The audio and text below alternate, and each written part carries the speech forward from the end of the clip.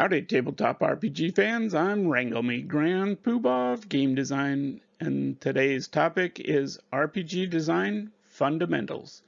I consider these lessons to be important to game designers, game masters, adventure writers, or anybody who might be considering homebrewing some new game mechanics for their game table.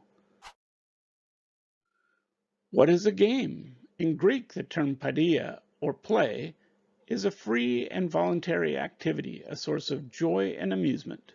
Play does not have formal rules or a goal.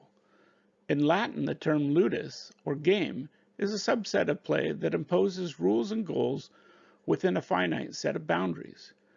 Bernard Suits says, "A game is the voluntary attempt to overcome unnecessary obstacles." RPG definition. RPGs are games where players create a character that develops over time while exploring the game world and overcoming challenges.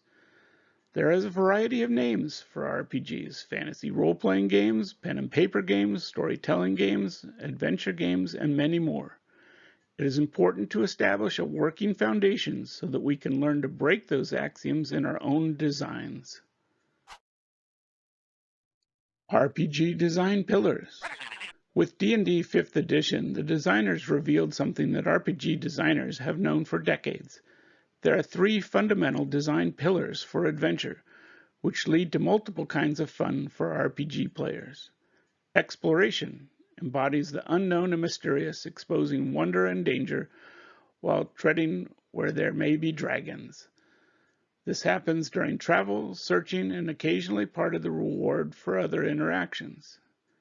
Social interaction. Interacting with encounter characters or other player characters is part of role-playing that we perform with our characters. Combat.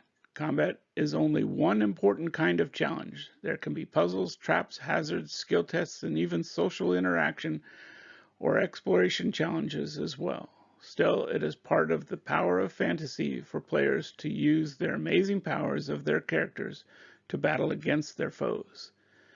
You will notice how similar these pillars are to my definition of an RPG.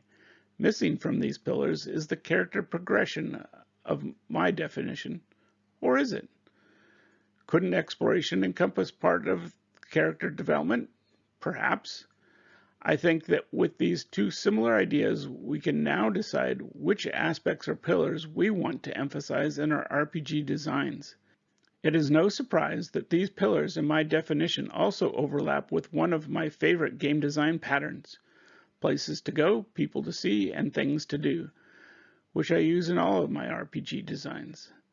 A design pattern is like a template that helps game designers organize mechanics and systems in games.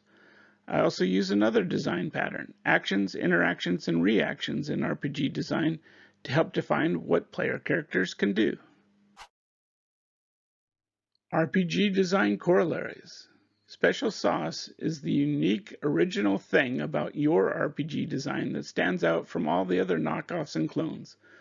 What makes your RPG original? Infinite Games was coined by Simon Sinek about games that never end. You don't play to win, you play to keep the game going. While true for life, it is also true for RPGs, which makes them different from other game designs.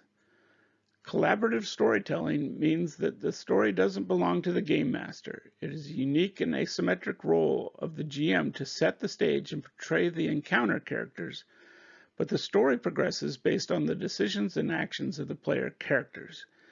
This is a unique part of storytelling games that sets them apart from books, film, and television.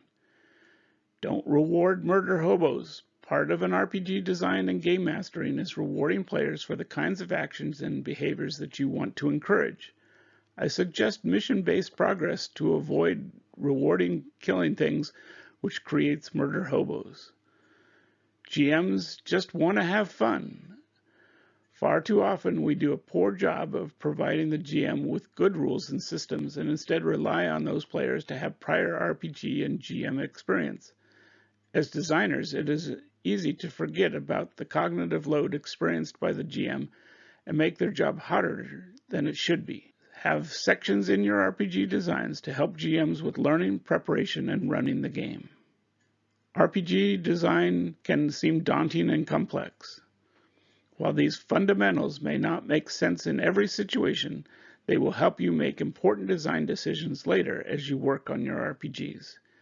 In these videos, I will do my best to break down the process into easily digestible parts. If you have questions, feel free to ask in the comments below or contact me on Twitter.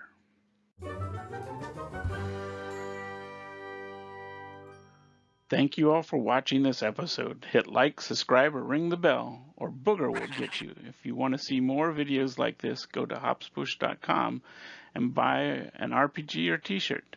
Do good, annoy evil, and bye-bye.